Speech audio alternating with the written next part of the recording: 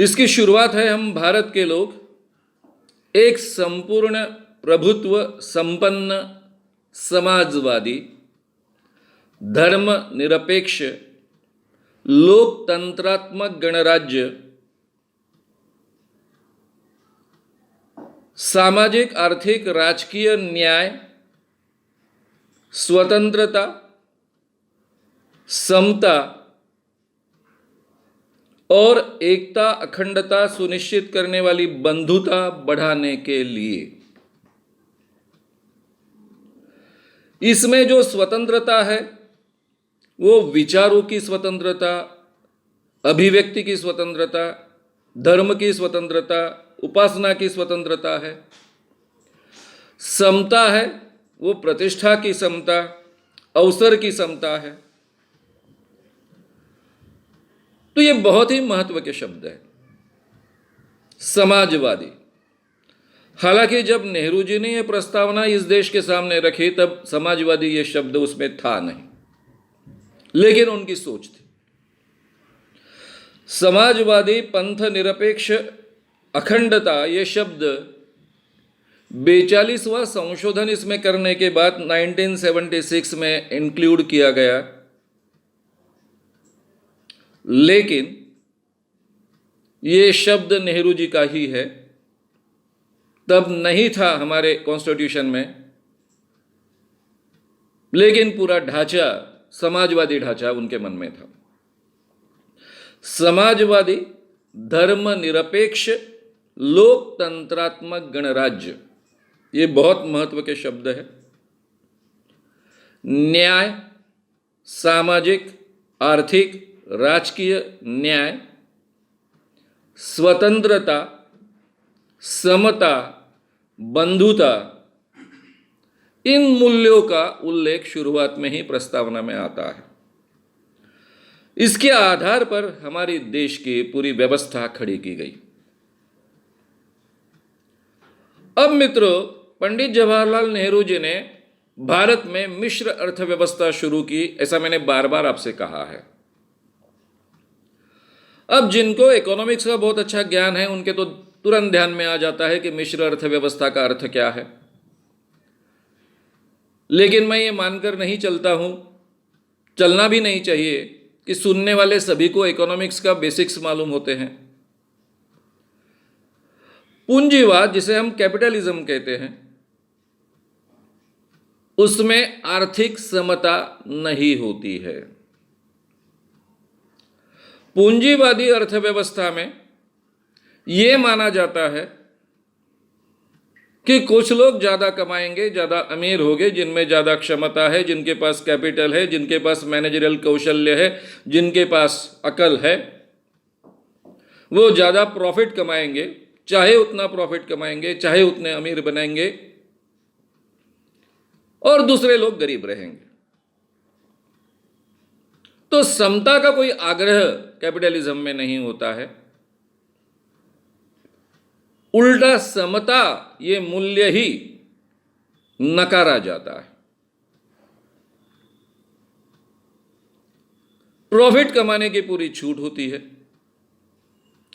ये प्रॉफिट कमाने की छूट में स्टेट हस्तक्षेप नहीं कर सकती, उसका कोई नियंत्रण नहीं रख सकती। ये पूंजीवादी अर्थव्यवस्था का विशेष है। अब जिस समाज में बड़े पैमाने पर विषमता होगी, अमीरी और गरीबी में बड़ी खाई होगी, वहां बंधुता भी संभव नहीं, फ्रेटर्निटी भी संभव नहीं। शोषण की खुली छूट है, खुली नहीं लीगल छूट है, कानूनन छूट है, इसलिए वहां न्याय होना भी संभव नहीं। यानी पूंजीवादी अर्थव्यवस्था जिस देश में है, वहां चाहे लोकतंत्र हो, चाहे डिक्टेटरशिप हो, वहां पर न्याय भी नहीं हो सकता है, समता भी, इक्वेलिटी भी नहीं हो सकती है, फ्रेटर्निटी बंधुता भी नहीं हो सकती है। शायद स्वतंत्रता हो सकती है अगर वो डेमोक्रेटिक कंट्री है तो। कम्युनिज्म, साम्यवादी, अभी नेहरू जी के सामने ये दोनों चीजें थी। भारत में ऑलरेडी पूंजीवादी अर्थव्यवस्था शुरू हो चुकी थी। साम्यवादी अर्थव्यवस्था, जिसे हम कम्युनिस्ट अर्थव्यवस्था कहेंगे, सिस्टम कहेंगे, कम्युनिज्म, साइंटिफिक सोशलिज्म, मार्क्सवाद, ये भी शब्द इसके लिए उपयोग में लाए जाते हैं। मार्क्सवाद की निर्मित ही समता प्राप्त करने के लिए, सब समान होते हैं और सबको समान अधिकार मिलना चाहिए, समान जीने का अधिकार मिलना चाहिए, इसीलिए निर्माण हुई है। इसमें बंधुता का, फ्रेटर्निटी का बहुत महत्व है। उसको कॉमरेडशिप कहा गया है।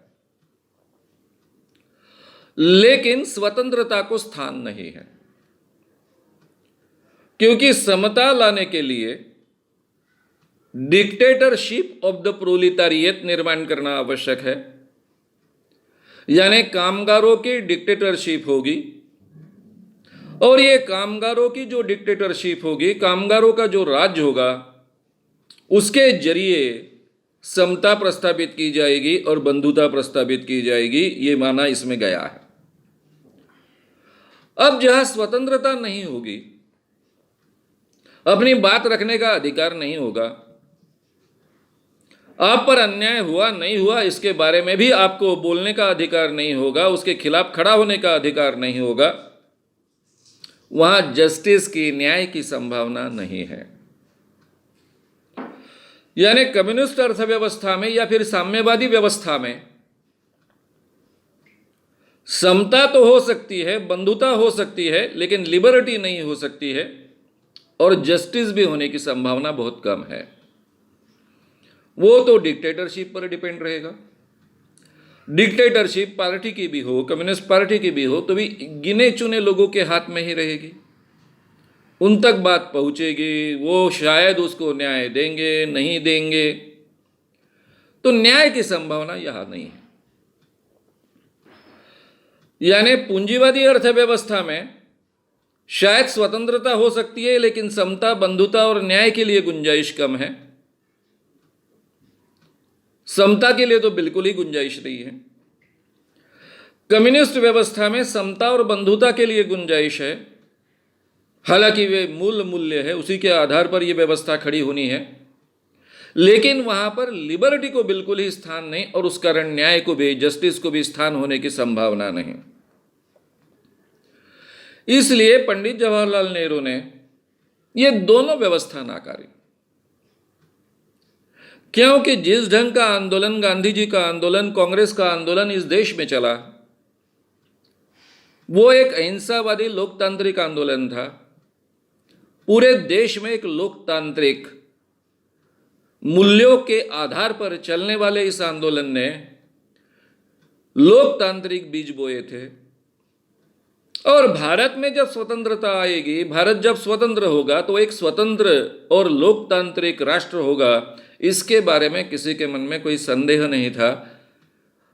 उल्टा ये लोकतांत्रिक ही राज्य होना चाहिए, स्टेट होना चाहिए, ये सबका आग्रह था। इसलिए इन मूल्यों के बारे में वे कोई एडजस्टमेंट करना उनके लिए संभव नहीं था, वो करना भी नहीं चाहते। वे खुद बहुत ही लोकतांत्रिक व्यक्ति थे। महात्मा गांधी के बाद अगर इस देश में बहुत लोकप्रिय कोई व्यक्ति थे तो वो थे पंडित जवाहरलाल जी नेहरू। लेकिन उनमें डिक्टेटर बनने की, हुकुमशाह बनने की पूरी गुंजाइश थी। अगर वो चाहते तो बन भी सकते थे, इतने उनकी पकड़ थी जनमानस पर। लेकिन वो अंदर बाहर से पूरी तरह से लोकतांत्रिक व्यक्ति थे। विरोधी विचार सुनते भी थे। अगर उनको विरोधी विचारों में तथ्य ऐसा लगा तो वो विचार स्वीकारते भी थे और उसके अनुसार अपने आप में बदलाव भी करते थे। तो वो अंदर बाहर से एक लोकतांत्रिक व्यक्ति थे। समता, बंधुता, स्वतंत्रता, न्याय, इन चारों मूल्यों को बहुत मानते थे, और उसी के आधार पर हमारी पूरी की पूरी व्यवस्था खड़ी होनी चाहिए, ये उनका आग्रह था। इसलिए उन्होंने मिश्र अर्थव्यवस्था चुनी।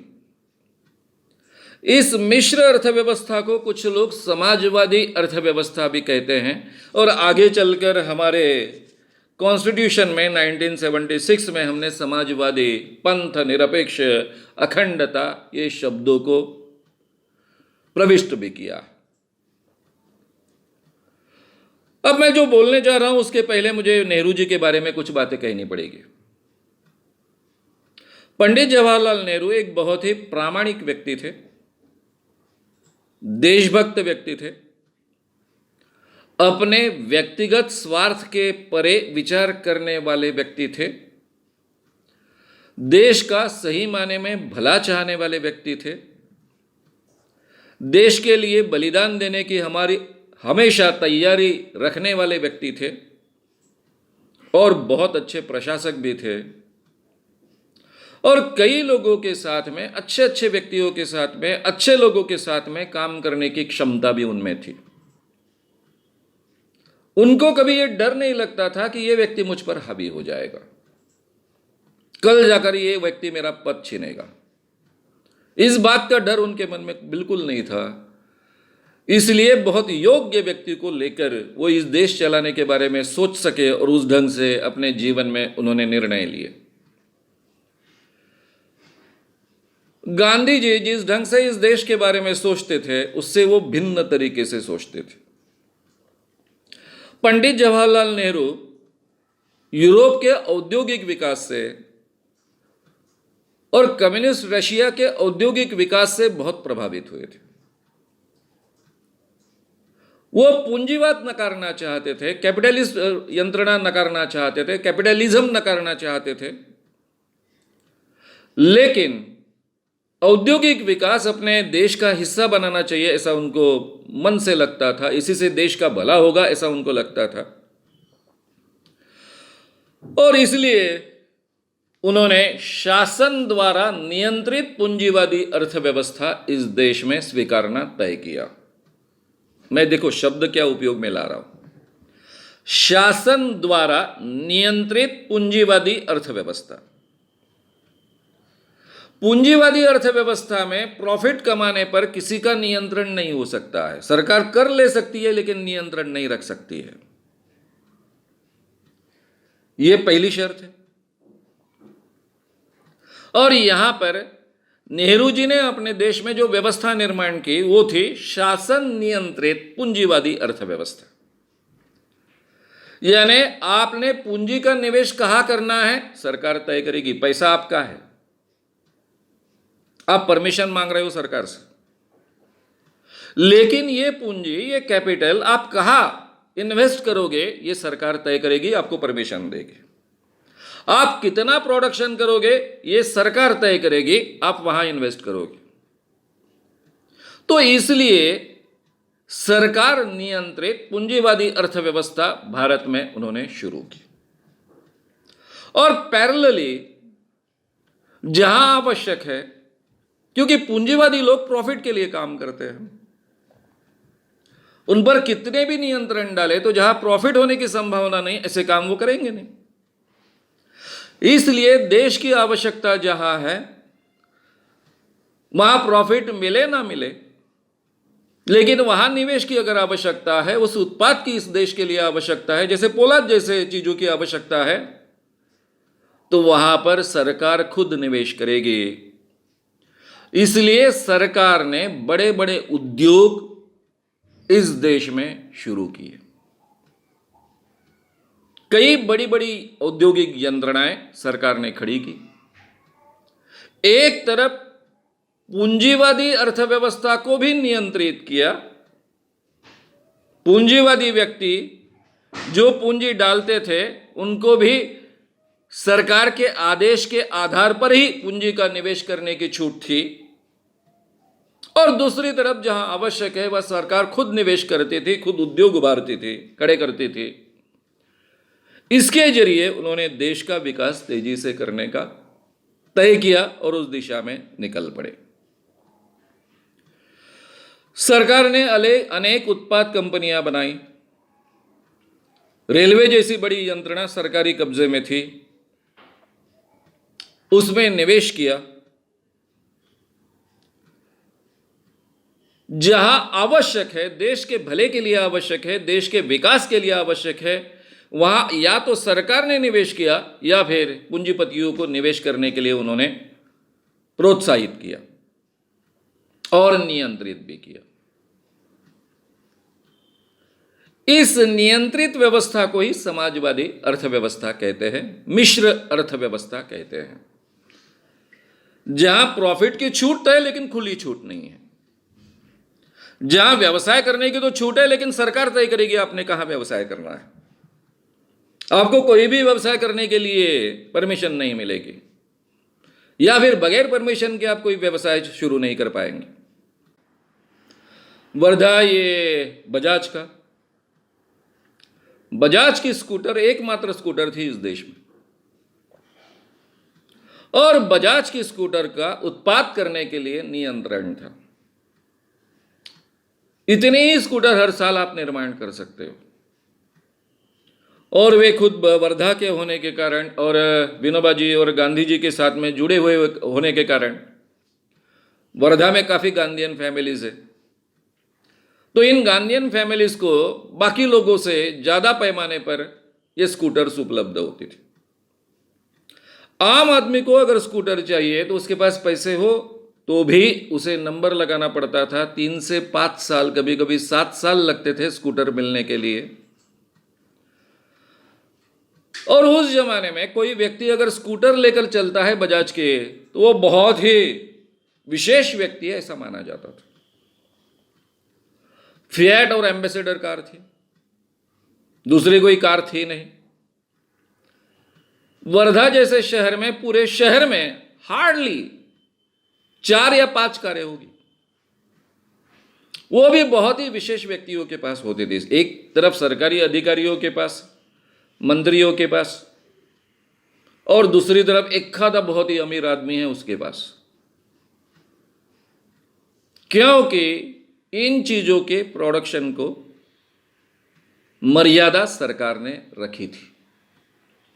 जो चीजें आवश्यक है वहां प्रोडक्शन होना चाहिए, जो चीजें आवश्यक नहीं है उसका प्रोडक्शन नहीं होना चाहिए। 81 में मारुति कार शुरू हुई, ये तीसरी कार है भारत की, और आज तो हम देखते हैं कि कितनी कारें हैं। मैंने 1994 में बोरीवली का फ्लैट लिया तो पूरे बिल्डिंग्स में मेरी अकेले की एक छोटी सी फिएट कार थी, और आज इतनी कारें हैं कि कारें रखने के लिए हमारे बिल्डिंग्स में जगह नहीं है। शायद एक एक फ्लैट की 2-2, 3-3 कारें। ये मिश्र अर्थव्यवस्था जब थे, जिन साधनों की जरूरत ज्यादा इस देश को नहीं है उन पर नियंत्रण था, उनके प्रोडक्शन पर नियंत्रण था। टेलीफोन आसानी से नहीं मिलते थे, गैस कनेक्शन के बारे में तो सोचना ही असंभव था, क्योंकि जो भी कैपिटल है, पूंजी है, वो देश के विकास के लिए जिन चीजों की आवश्यकता है उसमें लगना चाहिए, आपके आराम की चीजों के लिए नहीं लगना चाहिए। दृष्टिकोण के कारण ही इस देश का इस ढंग से इतना विकास हो पाया। अगर आपको ये वीडियो पसंद आया हो तो उसे ज़रूर लाइक करें, लोगों में ये अवेयरनेस फैलाने में हमारी मदद करें। वीडियो को ज़रूर शेयर भी करें। तो हमारे YouTube चैनल शाम मानव को विज़िट करें। ऐसे सारे वीडियोस का आनंद लेने के लिए हमारे चैनल को सब्सक्राइब करें, उसके लिए सब्सक्राइब बटन दबाएं। नए वीडियोस का नोटिफिकेशन पाने के लिए बेल आइकन दबाएं।